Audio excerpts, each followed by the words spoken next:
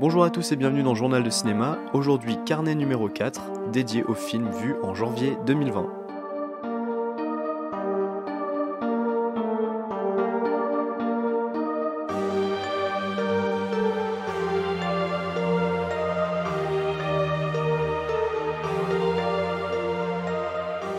Les carnets sont là pour parler de films dont je n'ai pas pu justement parler dans un épisode dédié, et je reviens donc brièvement sur ceux qui m'ont marqué, positivement ou négativement, au cours du mois passé. Je vais commencer directement avec L'heure de la sortie, film de Sébastien Marnier, sorti le 9 janvier 2019, et avec Laurent Lafitte, Gringe, Emmanuel Berco, Pascal Grégory ou encore Luana Bajrami. L'heure de la sortie, c'est un film qui nous parle de Pierre, joué par Laurent Lafitte, un professeur remplaçant qui débarque dans une classe pilote, soit une classe avec des élèves très performants, et il y arrive suite au suicide de leur professeur principal. Ces brillants élèves semblent pourtant méfiants et secrets à l'égard de leur nouveau professeur. Un film français de genre assez étonnant, que j'ai pas mal vu dans des tops de fin d'année ou de meilleurs films français de 2019, et qui donc m'intriguait pas mal. Je dois dire que j'étais vraiment surpris par ce film qui est très mystérieux, qui nous entraîne petit à petit dans un univers assez angoissant. Cette classe d'élite dont le personnage de Lafitte est prof principal est constituée d'élèves assez effrayants, il faut le dire, avec en tête Apolline, incarnée par Luana Bajrami, déjà vue en gouvernante dans Portrait de la jeune fille en feu, qui lui a valu une nomination au César. Lafitte est très bon également dans ce rôle de prof, un peu en décalage avec l'univers de cette école et avec ses collègues, mais qui n'est pas dupe quant au fait que ses élèves lui cachent quelque chose. Le thème principal, qui est finalement révélé assez tard, donne du sens à la bizarrerie ambiante. Le film nous entraîne en fait dans une suite d'événements qui couvrent donc un mystère qui tient en haleine. On se demande réellement où on va nous entraîner, jusqu'à une résolution que j'ai trouvée convaincante. Le suspense qui se met en place peu à peu est vraiment efficace, et c'est la grande réussite de ce film, assez injustement passé inaperçu. A noter également la musique d'excellente facture de Zombie Zombie, ainsi que des scènes de chant qui se fondent parfaitement dans l'atmosphère intrigante qui plane au-dessus du film.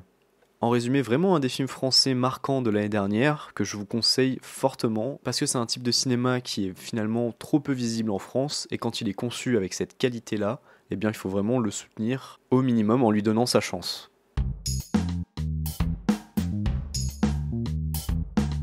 Deuxième film et autre surprise francophone de l'année dernière, Grâce à Dieu, un film de François Ozon avec Denis Ménochet, Melville Poupeau, Swan Arlo ou encore Josiane Balasco, et qui raconte à travers 3 personnages les séquelles et la lutte de victimes de pédophilie au sein de l'Église. Le film se focalise sur le diocèse de Lyon et l'affaire du père Prénat et de la non-dénonciation dont a été accusé le célèbre cardinal Barbarin. Un film regardé dans le cadre du rattrapage 2019 de ce que je n'avais pas vu et qui a attisé ma curiosité tant il a été plébiscité, que ce soit par la presse, par le public et par les Césars où il a engrangé bon nombre de nominations. Et ce film pour moi ça a été une vraie bonne surprise, une preuve de plus que le cinéma français se porte bien et ne sort pas que des monstruosités comme l'affirment certains. Formellement le début du film est un peu pâteau avec ses échanges épistolaires qui m'ont pas particulièrement convaincu, mais c'est finalement abandonné assez vite, et ça sert tout de même à raconter comment toute l'affaire s'est lancée. Malgré la performance vraiment convaincante de Melville Poupeau, je pense que c'est le segment qui lui est consacré qui est peut-être le plus convenu, alors que ceux concernant Denis Ménochet et Swan Arlo sont vraiment émouvants. Le grand intérêt du film, pour moi, c'est l'étude des séquelles laissées par un tel événement chez 3 profils très différents dans leur situation personnelle, professionnelle et sentimentale. Tous ont subi à peu près la même chose, mais tous n'ont pas eu un parcours de reconstruction similaire. Je trouve qu'Ozon montre brillamment comment les conséquences sont difficiles à supporter face à une société et parfois même une famille qui ne comprendra jamais vraiment ce qu'ils ont traversé, et donc l'importance aussi que l'association de victimes qui a été créée va avoir pour que ces personnes puissent affronter ensemble les suites judiciaires.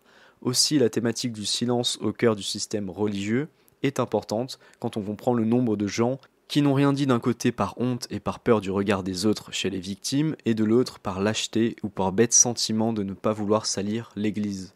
La triste conséquence de tout ça étant qu'il aura fallu attendre plusieurs décennies avant d'éloigner le père Prénat d'enfants. En conclusion, un film assez dense que je vous recommande grandement et qui est une des vraies réussites de l'année 2019 et qui aurait peut-être pu figurer dans mon top 10 une belle dénonciation du système, comment un système peut oppresser et briser des victimes, et comment l'omerta peut garder des victimes silencieuses pendant des années et des années.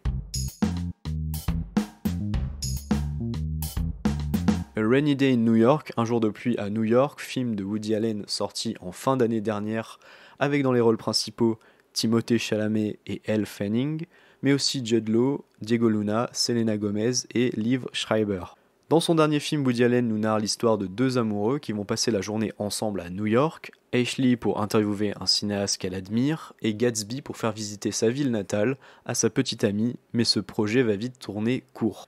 Grâce à Sens Critique, je peux vous dire que c'est le 22e film de Woody Allen que je vois, donc c'est un réalisateur dont je connais plutôt bien le travail, même si ça ne représente même pas la moitié de sa filmographie en tant que metteur en scène. C'est un film qui a eu un destin un peu particulier parce qu'il avait été tourné et terminé en 2018, mais suite à MeToo, Amazon avait préféré mettre en pause la sortie car Woody Allen est accusé dans une affaire datant de 1992 et qui aura été remis en lumière en 2017. Certains acteurs ont reversé leur cachet à des associations et d'autres ont expliqué regretter d'avoir joué dans le film qui, à ma connaissance, n'est jamais sorti en salle aux États-Unis ou alors de manière extrêmement limitée. Pour ce qui est du film en lui-même, c'est un Woody Allen en vitesse de croisière, ni exceptionnel ni mauvais, rarement un titre aura autant collé au pitch de son long métrage. On a dans le personnage de Gatsby alias Timothée Chalamet, un alter ego du réalisateur comme on en a l'habitude chez Woody Allen, et qui s'en sort vraiment très bien dans cet archétype de personnage, et qui se retrouve face à Elle Fanning, dans un rôle que je ne souhaite à personne, d'idiote absolu, qui risque de faire bondir pas mal de personnes. Je trouve tout de même que le film lui rend justice à ce personnage qui, malgré sa naïveté assez impressionnante, s'attire les faveurs du tout New York et représente finalement une forme d'opposition assez rafraîchissante, bien que très agaçante, au milieu intellectuel bourré de défauts que l'on retrouve à New York. Pourtant, le film laisse pas mal d'indices qui portent à croire qu'Ashley a une personnalité bien moins creuse que ce que laisse présager la première impression. Je pourrais comprendre que pas mal de personnes ne puissent pas supporter un tel personnage, surtout face à un faux Woody Allen qui lui se montre raffiné et cultivé. C'est d'ailleurs Gatsby que le film met le plus en avant et qui lui donne la plupart des scènes les plus marquantes du film, notamment un dialogue avec sa mère qui surprend et émeut. New York est toujours très bien filmé par Woody Allen, la photo est belle, mais très sincèrement c'est un film qui est très loin de ce que le réalisateur a pu nous offrir de meilleur.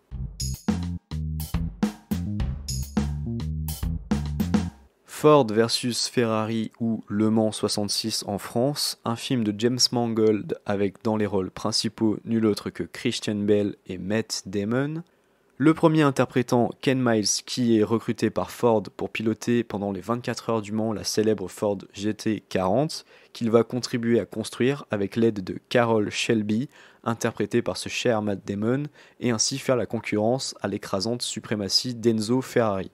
Comme pour les trois films précédents, c'est un film que j'ai pu rattraper parce que j'ai pas eu la possibilité de le voir en 2019, et c'est plutôt une bonne surprise.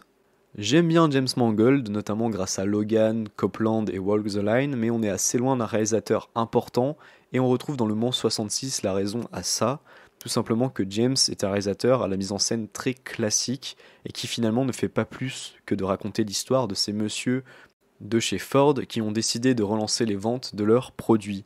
C'est assez prenant, ça se suit très bien.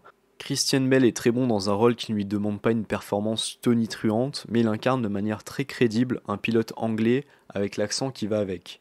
D'un autre côté, le discours est assez patriote sur les Américains qui veulent coller une bonne leçon aux Italiens, etc. Et ça peut un peu agacer. Mais tout le film, on attend cette fameuse course du Mans, et elle remplit plutôt bien sa tâche. Toute la séquence en France est d'excellente facture.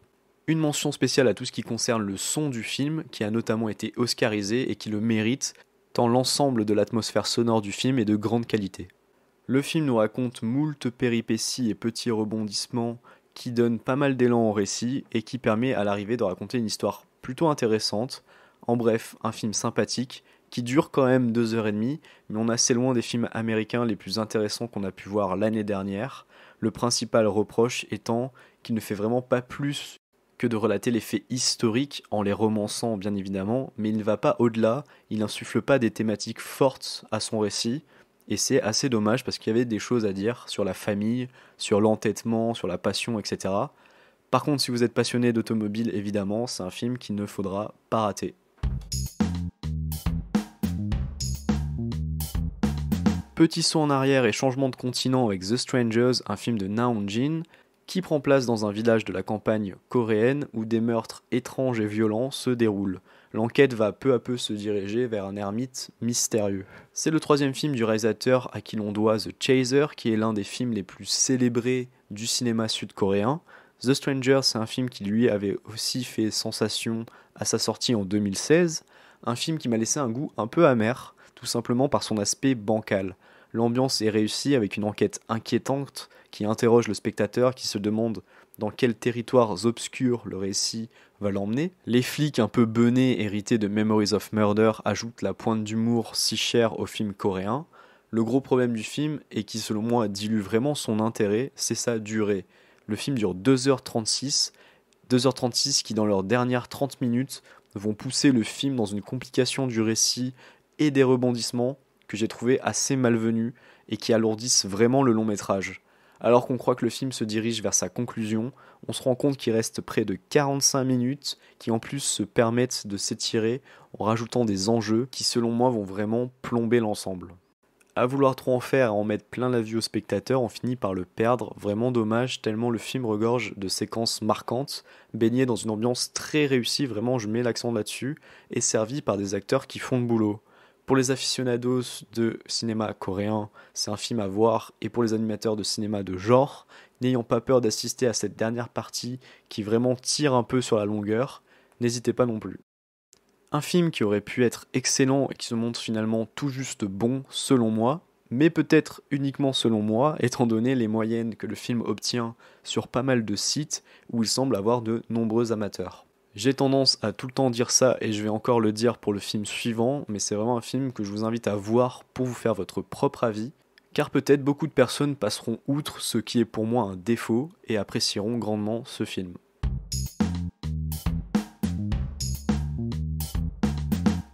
Et le dernier film, c'est Les Garçons Sauvages de Bertrand Mandico, sorti le 28 février 2018 avec Pauline Laurillard, Vima Laponce, Diane Rouxel et Mathilde Warnier. Suite à un crime particulièrement violent, 5 ados sont jugés et condamnés à suivre un capitaine de navire qui va les emmener sur une île étrange. Et je vois assez mal comment je pourrais résumer mieux ce film sans évidemment en révéler trop. Un film français qui a pas mal fait parler dans le milieu cinéphilique à sa sortie, et qui a notamment eu droit à la première place du classement des cahiers du cinéma en 2018. Je voulais simplement dire que c'est un film qui mérite d'être vu, et qui mérite vraiment que chacun s'en fasse son avis. On y retrouve une esthétique et un univers unique, une photo étonnante, un scénario original, des actrices qui jouent des garçons et une aventure improbable et assez crue. Tout ne m'aura pas convaincu dans le film de Mandico, mais j'invite sincèrement les curieux et ceux qui voudraient découvrir un film français qui sorte de l'ordinaire, et bien tout simplement de se laisser tenter par un voyage qui risque de ne pas laisser indifférent, et c'est déjà un argument qui devrait convaincre les amateurs de cinéma. J'ai décidé de volontairement pas trop en dire, de pas en faire une critique, étant donné que je pense pas que tant de gens que ça l'aient vu finalement, et je crois que c'est un film où il faut se laisser tenter et y aller sans a priori, et je ne prendrai pas de risque de décrire ce que le film est, de peur d'en dire trop ou de ne pas rendre justice à la vision de son auteur. Je recommande quand même cette expérience singulière, pour finir en espérant ne pas me faire d'ennemis chez les futurs déçus. Car je suis évidemment pas dupe, c'est pas un film qui plaira à tout le monde. Je suis bien conscient de finalement pas avoir dit grand chose d'intéressant sur le film, mais je souhaitais quand même rapidement l'évoquer pour lui faire un peu de publicité. Et c'est la fin de ce carnet numéro 5, je vous remercie de votre attention, en espérant que cet épisode vous a plu. Vous pouvez évidemment me retrouver sur toutes les plateformes d'écoute, Podcast Addict, Apple Podcasts, Spotify, Deezer, mais encore YouTube. Toute l'actualité du podcast se trouve sur Twitter @journal de cinéma. Je vous donne rendez-vous au prochain épisode. Bye bye.